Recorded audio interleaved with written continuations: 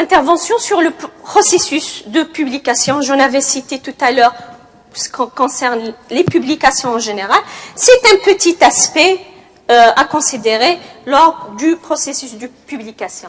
Donc, je vais essayer de parler sur ce thème-là en se basant sur 3 étapes.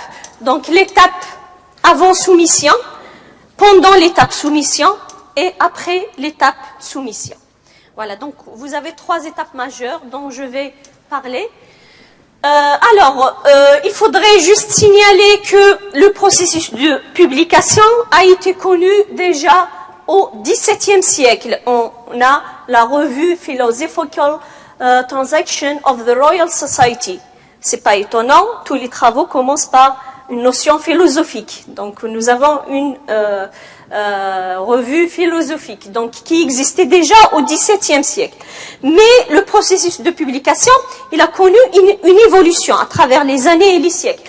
Donc déjà, on a une structure rigide pour comment écrire un article scientifique qui n'a pas changé à partir de certains siècles en arrière. Et puis, on a aussi ce processus maintenant d'expertise. À chaque fois qu'on envoie une revue, il faudrait bien que ça passe par une expertise d'abord pour qu'il soit accepté, rejeté ou révisé. Et il faut regarder déjà quelques années en arrière, ce processus de publication était un petit peu difficile. Il fallait envoyer des copies en version imprimée. Après, avec la naissance un petit peu d'informatique, il fallait joindre avec des disquettes. Et puis maintenant, les choses sont devenues un petit peu plus faciles parce que on peut faire la soumission en ligne. Donc voilà un petit peu, grosso modo, l'évolution de ce processus de publication. Alors, il est un petit peu schématisé dans ce schéma, donc il faudrait choisir un journal déjà pour publier. Il vous faut un journal, donc il faut choisir un journal. Il faut suivre les règles générales qui sont indiquées dans le journal, parce que vous ne pouvez pas publier quelque chose à votre style, alors que le journal exige un autre style. Donc il faut suivre les règles générales du journal.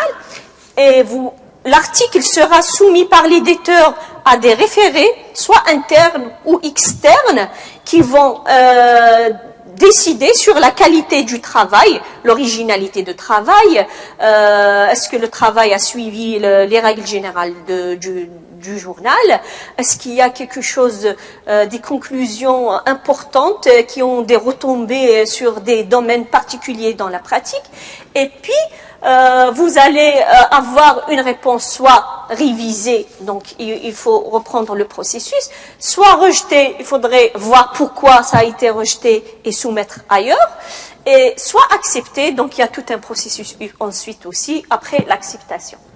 Voilà donc en général en quoi consiste le processus de publication. Donc maintenant on va commencer par l'étape avant soumission. Donc avant de soumettre, il vous faut le travail. Il vous faut quoi soumettre? Donc, pour soumettre un travail, il faut le rédiger. Donc, avant d'écrire, il faut toujours planifier. Il faut planifier, il faut avoir un plan en tête. Si vous n'avez pas un plan en tête de rédaction, vous ne pouvez pas commencer à rédiger. Et pour pouvoir rédiger ce plan, ou bien confectionner ce plan, il vous faut poser 2 questions majeures. Est-ce que j'ai quelque chose à raconter? Est-ce que j'ai quelque chose de consistant à donner aux autres? Parce que si je n'ai pas quelque chose d'important, pourquoi me ridiculiser et tenter de le publier? Donc il faudrait que je m'assure que j'ai quelque chose de nouveau, que j'ai quelque chose qui est debout pour pouvoir le faire publier. Et puis une deuxième question, à qui je vais publier? Quelle est mon audience? Est-ce que c'est des spécialistes? Est-ce que c'est une audience d'ordre public, d'ordre général? Donc cela va me permettre de voir la manière dont je vais rédiger mon article. C'est pas de la même façon qu'on parle à nos étudiants, qu'on va parler dans une conférence internationale. Donc le fait de connaître son audience va nous dicter un petit peu quel est le plan adapté pour notre travail. En tout cas, il faut toujours planifier avant de commencer à écrire. Voilà, donc une chose importante aussi avant de commencer à rédiger votre travail, c'est l'éthique il faudrait prendre en considération ce point-là, qui est maintenant un sujet de débat un peu partout, nationalement et internationalement. Donc, dans l'éthique, vous avez deux choses très importantes.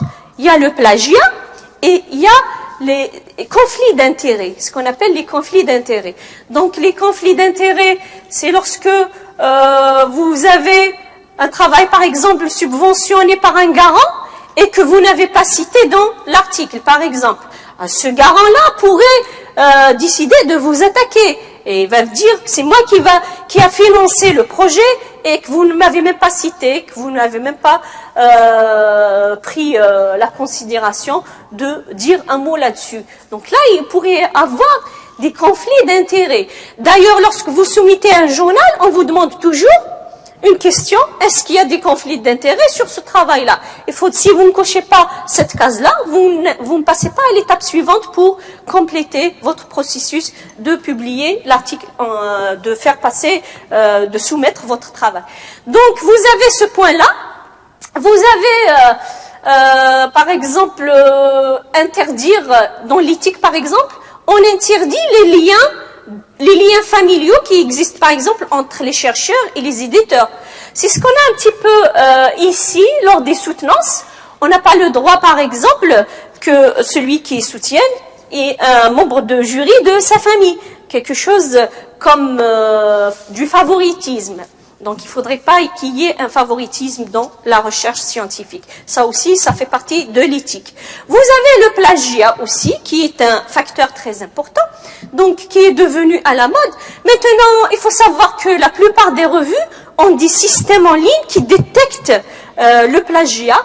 Alors, c'est des systèmes numériques, ils font entrer l'article dans le système. Après une simulation, ils vous disent est-ce que votre article a été plagié ou pas. Donc, en général, s'ils trouvent 30% de la littérature qui ressemble un petit peu à une littérature qui existe déjà, on juge qu'il y a du plagiat. Donc, ce qu'on conseille à nos étudiants, c'est de refaire leur travail. Il faudrait qu'il y ait de l'originalité déjà, parce que le plagiat, copier une idée, c'est aussi du plagiat. Si vous prenez une idée d'un travail qui a été déjà fait, l'idée elle-même, la recopier, la développer, ça c'est du plagiat. Donc il faut avoir déjà de la nouveauté dans les idées. Non seulement la nouveauté dans les idées, mais il faut écrire aussi avec votre style. Il ne faut pas écrire avec le style de quelqu'un d'autre. Et si vous envisagez de copier un paragraphe, il faut le mettre entre parenthèses pour se référer ce qui a été dit à la personne originaire du travail. Donc, les formes de plagiat sont connues maintenant. Plagiat, c'est reprendre l'idée de quelqu'un, reprendre les mêmes termes que les mêmes mots utilisés dans un article de quelqu'un. Il y a aussi ce qu'on appelle l'auto-plagiat. Vous avez écrit des paragraphes que vous avez utilisés déjà dans un article, vous les reprenez dans un travail futur. Ça, c'est l'auto-plagiat. Ça aussi, c'est interdit. Donc, il y a plusieurs sortes de plagiat. Donc, là, je me suis pas trop attardée. J'ai mis juste quelques points sur le plagiat parce que je croyais que professeur Touati allait faire quelque chose sur ça. Et puis il y a aussi un autre aspect du plagiat, c'est le fait de soumettre le même travail à plusieurs revues. Ça, c'est considéré comme une atteinte à l'éthique aussi. Donc, c'est dans le plagiat. Donc, je me dis, je vais soumettre ce travail dans ce journal, je le soumets dans d'autres journaux. Celui qui me répond en premier, je vais lâcher les autres. Alors que ça, c'est vraiment mal vu dans la communauté scientifique. Il y a un enjeu en fait, dans ce point-là, c'est que vous pouvez soumettre un article dans une revue et qu'il y ait un éditeur, par exemple, qui le reçoit, qui l'envoie à un reviewer, vous soumettez dans une autre revue, il se pourrait que par hasard, l'éditeur de cette revue l'envoie au même reviewer qui a pris le premier travail. Et donc là, c'est une situation vraiment très gênante. Donc c'est pour ça qu'on essaye d'éviter un petit peu ce genre de plagiat aussi. Voilà. Donc, avant de commencer à écrire aussi, il faut se demander la question suivante. Quels sont les types d'articles? L'étudiant devrait savoir qu'il y a plein de types d'articles. Ce qui est le plus connu, c'est l'article de recherche, ce qu'on publie dans les revues scientifiques. Il faut savoir qu'il y a des articles de synthèse. Par exemple, vous pouvez faire une synthèse sur un thème bien particulier. Il y a ce qu'on appelle les letters, ou bien on les appelle en anglais short report, des rapports trop petits, donc qui expliquent juste l'idée, qui donnent quelques résultats. Il y a ce qu'on appelle les papiers de travail, c'est en général des papiers qu'on présente lors des conférences. Ils sont pas, c'est genre pré-publication, ce ne sont pas encore des publications. On a ce qu'on appelle aussi les chapitres de livres qui sont publiés comme étant, c'est des travaux qui sont publiés comme étant des chapitres dans des livres. Donc il y a plein de types d'articles. Et donc lorsque vous allez rédiger, il faut vous poser la question, à quoi correspond le travail que vous avez? Est-ce que c'est un article de recherche? Est-ce que c'est un article de synthèse? Pour savoir comment le rédiger. Donc avant de commencer à le rédiger, il faut déjà savoir le type de travail et le type de la revue que vous allez à laquelle vous allez envoyer. Alors, maintenant aussi, avant de publier, il faut se demander la question suivante. Quel est le bon journal qui pourrait être adapté à mon travail? Il faut savoir que les journaux, certains préfèrent les journaux qui circulent mieux, qui sont les plus lus. La lisibilité, la visibilité, ce qu'on a appelé tout à l'heure la visibilité. Il y a des journaux qui sont très visibles. Et il y a des journaux qui sont... on dit que ce journal-là, il est trop difficile. On dit qu'on utilise ce critère-là parce qu'il accepte un pourcentage, son pourcentage d'acceptation de papier est très restreint. Par exemple, on pourrait trouver par exemple 20% d'acceptation. Mais il faut savoir que ce type de journaux favorise les travaux meilleurs, les meilleurs travaux. Voilà. Donc le fait de connaître un petit peu ce type de journaux aussi va nous donner une idée vers quelle revue je devrais soumettre, à quoi correspond mon travail. Et puis, on pourrait aussi juger une revue, je pourrais choisir cette revue, parce que les éditeurs sont bien connus. Ils sont bien connus, ça veut dire sont bien connus par rapport au domaine, par exemple, sur lequel vous travaillez. Donc, je pourrais choisir, je me dis, cet éditeur-là, oui, il a travaillé sur cette théorie et tout, ça serait bien que j'envoie là-bas. Donc, ça pourrait être aussi un critère de choix de la revue. Ça pourrait être aussi un journal, par exemple, avec impact facteur par exigence. Si, par exemple, votre institution vous exige que pour soutenir, il vous faut un impact facteur, donc, logiquement, vous allez choisir une revue avec impact facteur. Ça pourrait être un choix imposé aussi. D'accord? Voilà. Donc, en général aussi, on choisit un journal parce qu'il est bien visible, ce qu'on appelle high visibility. Il est très visible, comme les journaux Thomson Reuters qui ont des impact facteurs. Alors maintenant, quand vous avez choisi un journal, si vous regardez un petit peu l'étape précédente, une fois que vous avez choisi, donc il faudrait regarder maintenant, est-ce que votre travail, le but de votre travail correspond au but du journal? Parce que lorsque vous ouvrez un journal, vous trouvez but, aim and scope. Aim and scope, ça reflète les objectifs du journal. Il publie sur quoi? Et quels sont les travaux qui sont publiés dans ce journal? Il faut toujours commencer par lire cette étape-là pour voir est-ce que votre travail correspond à ce journal. Et puis, il faudrait aussi voir si le journal n'utilise pas que les invitations, parce qu'il y a des journaux qui publient sur invitation. On vous invite à publier. Ils n'acceptent pas que vous envoyez pour publier. Il faudrait aussi regarder un petit peu les gens qui publient là-bas. Les auteurs qui publient là-bas, ils publient sur quoi?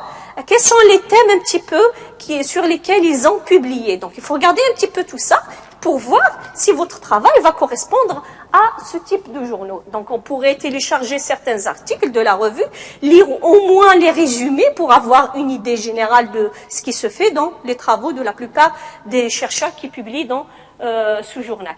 Donc, vous pouvez aussi demander, par exemple, à votre promoteur. Votre promoteur est plus expérimenté pour vous. Donc, il pourra vous suggérer des revues, puisqu'il a déjà, il est déjà passé par ce processus de publication. Il va vous dire, tiens, cette revue, par exemple, est bien adaptée pour votre thème. Cette revue publie rapidement que l'autre, si vous avez une contrainte de temps. Donc, il y a plein de choses sur lesquelles il pourrait vous éclairer. Donc, et puis, vous pouvez aussi regarder les articles qui sont donnés dans les références. Si vous voyez des articles qui sont donnés dans les références qui sont en lien avec votre thème aussi, ça pourrait vous suggérer un journal là où vous devriez publier. Alors, on en revient sur le Open Access. Il faut connaître aussi que maintenant, les journaux Open Access sont redevenus très à la mode. Donc, j'en ai parlé tout à l'heure. Donc, les auteurs elles-mêmes, les chercheurs, subventionnent leurs travaux pour qu'ils soient visibles par le reste du monde national ou international. Donc, c'est une nouvelle forme maintenant de faire connaître les travaux. Ça permet, c'est pour permettre une meilleure visibilité des travaux scientifiques et pour permettre à toute la société d'avoir accès à la science. Parce que s'imaginez que à chaque fois que vous voulez télécharger un article, il faut payer pour l'avoir. Donc la science ne va pas avancer. Donc le fait de mettre ces accès libres à des sites de recherche va permettre de booster un petit peu aussi la connaissance. Alors, avant de soumettre aussi, il faut s'intéresser à la forme de l'article. Vous avez deux choses importantes. Vous avez la structure et vous avez la présentation. Alors, pour la structure, je l'ai dit tout à l'heure, c'est une structure qui est rigide, qui a démarré à partir du XVIIe siècle, qui a la forme suivante. Donc, un article scientifique devrait toujours avoir un titre qui donne une idée sur le thème considéré. On devrait trouver l'auteur pour reconnaître qui fait quoi. Et on devrait avoir un abstract qui va donner un petit résumé du travail qui a été fait. Les mots-clés pour nous permettre de faire une recherche sur le thème que vous considérez. Et puis, le corps du texte lui-même devrait comporter, comme toujours, une introduction, la méthodologie, les résultats, les discussions des résultats. Donc, tout ça, on devrait le trouver dans le développement du texte. Et puis, vous avez les remerciements. Si vous avez un garant, si vous avez des personnes qui vous ont aidé le long de votre travail, vous avez toujours une section remerciements bien désignée pour ce but-là. Les références, il faut toujours mettre des références pour dire que le travail n'a pas été adopté par vous-même, il a été déjà touché par quelqu'un d'autre et vous allez continuer. Il faudrait savoir déjà positionner votre travail par rapport à la littérature qui existe déjà sur le même thème. Et des fois, on a un matériel supplémentaire à ajouter, à savoir par exemple des données numériques, des fichiers vidéo, donc tout ça, ce qu'on appelle matériel supplémentaire, des figures, des tableaux que vous pouvez envoyer en parallèle avec l'article. Voilà. Maintenant, en ce qui concerne la présentation, c'est très important. Donc, la présentation du travail, des fois, on vous donne un rejet pour votre travail et on vous dit parce qu'il n'a pas été bien présenté. Il est illisible. Illisible, ce n'est pas seulement les erreurs d'orthographe, mais c'est aussi l'enchaînement. Il est difficile à lire. On n'arrive pas à suivre l'enchaînement de vos idées. Donc, dans la présentation, vous avez déjà le style, vous avez le langage, vous avez les erreurs de frappe, vous avez les illustrations et les graphes, tout ça dans la présentation. Donc, il faudrait essayer de rester simple lorsque vous présentez. Donc, restez simple et concis, parce que quand vous commencez à embellir, à essayer d'embellir les choses, vous allez passer à côté. Quand vous essayez de rendre la chose trop parfaite, vous allez la bousiller. Donc, essayez d'avoir un style simple et concis qui passe mieux. Et puis, il faudrait essayer de voir, quand vous préparez votre article, est-ce qu'il y a un bon passage entre les sections? Est-ce qu'il y a un enchaînement? parce que ces coupures-là, qui rendent l'article difficile à lire, est un désagrément aussi. Il faut savoir que les reviewers aussi sont des personnes qui sont très débordées. Donc le fait que vous leur faites perdre leur temps à lire quelque chose qu'ils ne comprennent pas, comment ça s'enchaîne, ça va les mettre mal à l'aise aussi. Donc il faut essayer de vérifier l'enchaînement de votre travail. On favorise dans l'écriture toujours la voix active par rapport à la voix passive. Il faudrait le connaître. La voix active est mieux que la voix passive. Donc, par rapport au temps utilisé dans la rédaction, il faut savoir aussi qu'il y a des moments où il faut utiliser un présent. Pour les vérités générales, en tout cas, c'est toujours le présent. Quand vous rapportez des expériences que vous avez déjà faites, donc c'est toujours le passé qui serait mieux adapté pour rapporter des choses qui ont été déjà faites dans le passé. Et bien sûr, il faudrait faire attention à la ponctuation, à la numérotation des tableaux, des figures, des formules aussi. Alors, donc, il faudrait pas mélanger entre l'anglais britannique et l'anglais américain, parce que en général, les reviewers sont soit d'anglais britannique, soit d'anglais américain. Donc, lorsque vous mélangez les deux styles à la fois, ça pose aussi un petit problème. Il ne faudrait pas utiliser des abréviations, par exemple, comme it's. Il faut écrire dans un langage académique. Il faut mettre it is et non pas it's. Il faut essayer d'éviter au maximum la translation à partir des logiciels de translation, à partir du français à l'anglais. Parce que des fois, on vous donne des translations qui passent vraiment à côté de ce que vous voulez dire. Et puis, des fois, il y a une confusion ou bien une ambiguïté entre certains mots français et anglais. Exemple, library, en anglais, c'est une bibliothèque. Librairie en français, c'est pas une bibliothèque, c'est une petite boutique pour vendre des choses. Donc, il faudrait, des fois, on fait des confusions entre ces mots-là. Et puis, avant de soumettre, il faut mettre une checklist, une liste de vérification. Est-ce que j'ai pris en considération pour quelle audience je vais parler? Est-ce que j'ai regardé l'originalité de mon papier? Donc, il faudrait revoir un petit peu tous les points dont j'ai parlé tout à l'heure. Puis, par la suite aussi, dans la checklist, il faudrait essayer de revoir la structure. Est-ce que la structure du tableau que j'ai donné tout à l'heure a été adaptée? Est-ce que le papier est facile à lire? Donc, vous pouvez déjà commencer à le donner pour quelqu'un dans votre entourage pour le lire. Il va vous dire son avis. Donc, il faudrait savoir aussi quelles sont les raisons qui font qu'un article soit rejeté. Donc, soit vous n'avez pas suivi les règles du journal que vous avez choisi, soit vous n'avez pas donné une littérature assez abondante pour le thème que vous avez traité, soit que vous avez un anglais très mauvais. Ce sont les réserves les plus soulignées par les référés.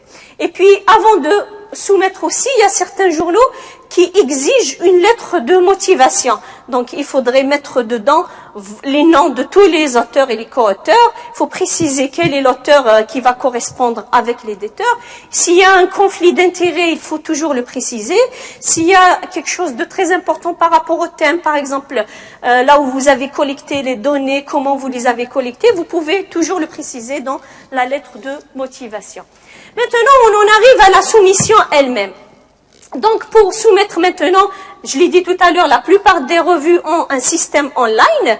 Donc, il faudrait commencer par exemple, Elsevier, son système, il s'appelle ES, Elsevier Editorial System. Donc, on rentre sur le système, on s'enregistre, donc il va nous donner un mot de passe et un login avec lequel on va rentrer, suivre le processus pour mettre le travail dedans, pour suivre est-ce qu'il a été accepté ou pas, pour le suivre aussi après acceptation. Voilà, donc ce numéro de référence va vous être communiqué par email. Vous pouvez l'utiliser par la suite à chaque fois pour rentrer dans le système et vérifier l'état de votre article. Alors, aussi, parfois quand vous soumettez, on vous demande votre identifiant ORCID. votre identifiant ORCID, c'est un identifiant numérique qui va vous permettre de vous connecter d'une base de données à une autre. Donc, le référé maintenant, s'il a votre identifiant ORCID, il va rentrer dessus, il va regarder sur quoi vous travaillez, dans quelle institution vous travaillez, il va avoir une idée déjà sur vos travaux pour pouvoir choisir, l'éditeur lui-même va pouvoir choisir un référé pour votre travail. Donc, ça permet vraiment de gérer la recherche et les chercheurs. Donc, j'en parlerai un petit peu après dans la communication sur ORCID. Donc, voilà un schéma un petit peu détaillé par rapport au processus de soumission. Donc, il faudrait déjà avoir un article qui est bien fini, bien finalisé. C'est pas un brouillon, parce que des fois, on soumet juste des brouillons. Donc, vous soumettez, l'éditeur peut décider de lui-même, après lecture, de le rejeter. Il va décider que c'est un brouillon, ça nécessite même pas d'aller vers les reviewers, il peut le rejeter directement à cette étape-là. Il peut décider que le travail a un intérêt scientifique, donc il va chercher des reviewers pour le lire. Il l'envoie à des reviewers, soit internes ou externes. Ils vont juger le travail sur la qualité, l'originalité, les règles du journal, est-ce qu'ils ont été suivis, l'anglais, est-ce qu'il est bien, les conclusions tirées, est-ce qu'elles sont bien fluentes. Donc, ils vont rendre après leur réponse. Vous avez 3 genres de réponses, soit accepter tel qu'il est, c'est une rare décision, soit rejeter carrément, soit on vous donne une révision. Alors, dans la révision, vous avez 2 types aussi, soit une révision mineure, de petits changements, soit une révision majeure, des changements de base à faire et resoumettre encore une fois. Voilà, donc après ça, si il est rejeté, donc il faudrait reprendre, chercher un autre journal. S'il est accepté, vous rentrez après dans un autre processus que je vais citer tout à l'heure. Donc, qu'est-ce que les reviewers en fait font? Ils jugent le travail sur, je l'ai dit tout à l'heure, la qualité, l'originalité du travail, les erreurs d'anglais et tout. Donc, ils peuvent juger le travail et ils peuvent apporter des améliorations pour le travail. Donc, soit on juge, on dit que ce travail-là, il n'est pas bon, soit on juge, il est intéressant dans ce domaine, mais il faut faire ceci, il faut faire cela. Donc, on vous suggère des conseils pour améliorer votre travail. Alors, là, c'est les types de review qu'on peut avoir. Je l'ai expliqué brièvement tout à l'heure. Donc, vous pouvez avoir ce qu'on appelle un type aveugle. Ni l'auteur connaît les reviewers, ni les reviewers connaissent l'auteur. Donc, ça, c'est ce qu'on appelle single blind. Donc, personne ne connaît l'autre. Plutôt double blind. Personne ne connaît l'autre. Aveugle des deux côtés. Donc, ni le reviewer connaît l'auteur, ni l'auteur connaît le reviewer. Single blind, c'est toujours le reviewer qui connaît l'auteur. L'auteur ne connaît pas le reviewer. Ou bien ce qu'on appelle open. Vous connaissez votre reviewer et votre reviewer vous connaît. Voilà donc les 3 types de review qui... voilà, donc ça je l'ai expliqué tout à l'heure, donc je vais passer. Donc les gens aussi demandent un petit peu sur les délais. Un doctorant se demande, si j'envoie dans une revue, combien de temps ça va faire pour que je puisse avoir une réponse, combien de temps pour publier l'article online. Peut-être qu'il a des conditions, des limites de temps pour soutenir et tout, donc il veut aussi travailler selon le temps. Donc il faut savoir que ça reste un critère vraiment variable. Donc ça dépend du journal, ça dépend de la période de l'année. Des fois, il y a des périodes de l'année là où il y a un manque de reviewers. Ça dépend aussi de la discipline. Il y a des disciplines qui sont plus faciles à répondre que d'autres. Et donc, il faudrait toujours se dire que minimum 3-6 mois pour avoir une première réponse pour un travail envoyé initialement. Et après révision, en général, après révision, ça tarde pas trop. Mais il y a des journaux qui tardent encore, surtout si le premier reviewer n'est plus disponible. Donc, il faut chercher carrément un autre reviewer. Donc, ça pourrait aussi prendre du temps à ce point-là. Alors, donc, après, maintenant, une fois votre article est soumis, vous pouvez voir l'état, est-ce qu'il est accepté ou rejeté, donc à travers le système. Maintenant, après soumission, vous avez donc les différentes décisions, soit acceptées tel qu'il est, soit rejetées, soit acceptées avec révision mineure, soit acceptées avec révision majeure. Et pourquoi, en général, pourquoi on rejette? Soit parce que l'article est encore un brouillon, il n'est pas encore prêt pour être soumis, soit parce qu'il y a un onglet très mauvais, soit votre manuscrit est préparé d'une manière à la va-vite, soit il est trop petit ou trop long. Donc vous avez ici une liste de points qui a été donnée par le professeur David Phillips de l'université d'Oxford. Maintenant, il y a quelque chose, c'est qu'on a tous connu le rejet. C'est pas à chaque fois qu'on en va, on a une acceptation. Il faut pas se dire ça. Donc on a tous le rejet, on est tous désespérés quand on a une réponse rejet, mais il faut pas en rester là. Il faut savoir comment faire avec. Donc il faut essayer de lire bien les commentaires des reviewers. Il faut essayer de les décortiquer, de les améliorer, de ne pas envoyer le travail tel qu'il est, de prendre en considération ces remarques pour pouvoir se mettre une autre fois ailleurs. Alors, il y a des choses qu'il ne faut pas faire, c'est que une fois que l'éditeur, par exemple, vous donne un rejet, il ne faut pas être rude avec lui. Il ne faut pas essayer de le contacter directement, parce que vous allez peut-être dire des choses qu'il ne faut pas. Il faut essayer de prendre le temps d'analyser les commentaires. Il faudrait, même si vous décidez d'écrire à l'éditeur, il faudrait utiliser un style diplomatique. Voilà. Donc, là, je vais passer parce que je n'ai parlé tout à l'heure. Maintenant, après l'acceptation, donc on peut être que content une fois qu'on sait que notre papier est accepté, mais il reste aussi des choses à faire.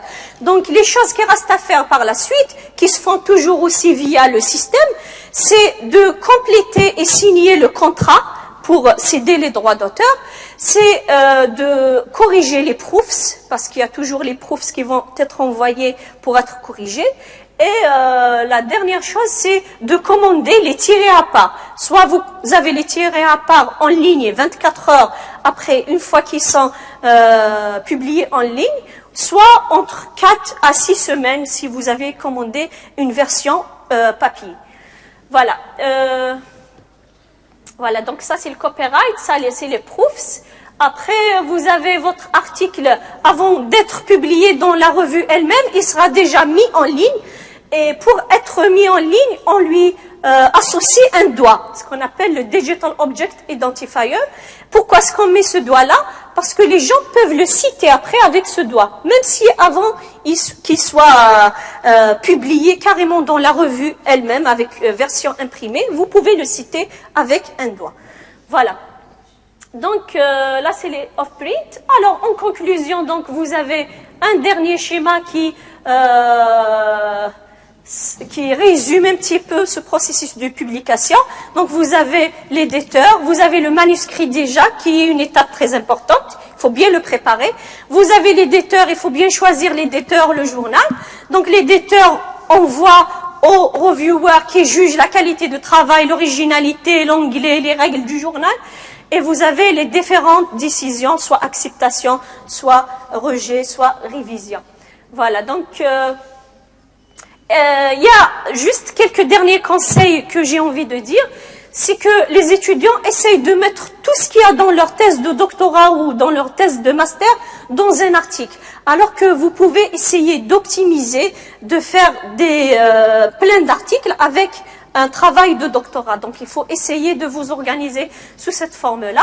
Il ne faut pas essayer de mettre un article que vous avez envie de publier déjà sur un site. Si vous le publiez déjà sur un site, quelqu'un pourrait le plagier, le prendre et le publier avant vous. C'est pour ça qu'il ne faut pas toujours essayer de mettre vos travaux sur les sites d'abord. Et puis, il faut essayer toujours d'envoyer un même travail pour un même journal, pas de multiples soumissions. Il ne faut pas recopier, on a parlé du plagiat. Et il faut attendre une décision sur un papier pour pouvoir l'envoyer ailleurs. Et ce que vous devez faire à la dernière minute aussi, c'est toujours relire et relire. Parce qu'à la dernière minute, vous pouvez détecter des erreurs, vous pouvez détecter des manques. Vous avez oublié carrément de mettre un paragraphe que vous avez jugé déjà important. Et puis, il faudrait essayer de lire d'autres articles qui sont dans votre domaine pour avoir un onglet fluent. Pour avoir un onglet fluent, il faudrait essayer de lire beaucoup d'articles qui parlent dans le même domaine. Et il faudrait toujours demander de l'aide à ses supérieurs, les encadreurs, les co-encadreurs. Il faudrait toujours prendre le rejet du bon côté. C'est pas la fin d'un travail, c'est au contraire, ça pourrait être le début d'un travail qui sera meilleur. Et puis, on a tous expérimenté le stress du rejet, le stress de la révision, mais lorsqu'on a une acceptation, c'est vraiment un plaisir. C'est ce que je souhaite, en tout cas, pour tout le monde. Voilà, donc j'ai fini. Voilà certaines références sur le thème. Et je vous remercie. Merci, professeur Barache.